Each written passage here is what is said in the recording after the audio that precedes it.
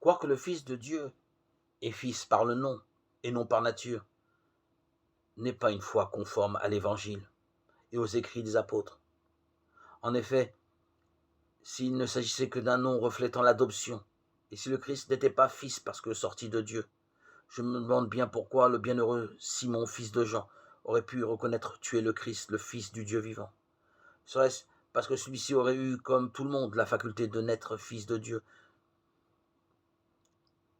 Si le Christ était seulement appelé Fils de Dieu, je pose cette question. Qu'est-ce donc qui a été révélé à Pierre, non par la chair et le sang, mais par le Père qui est dans les cieux? Une croyance partagée par tous a-t-elle à être soulignée? La belle affaire de révéler une chose dont tout le monde a conscience. Si le Christ était fils par adoption, pourquoi la confession de Pierre lui mériterait-elle le qualificatif de bienheureux, lui qui n'aurait reconnu au Fils qu'un titre commun à tous les saints? Non, non, non, la foi de l'apôtre se hisse bien au-delà des limites de l'intelligence humaine. Il avance ici une parole qui n'avait pas encore été prononcée par une voix humaine. Tu es le Christ, le Fils du Dieu vivant.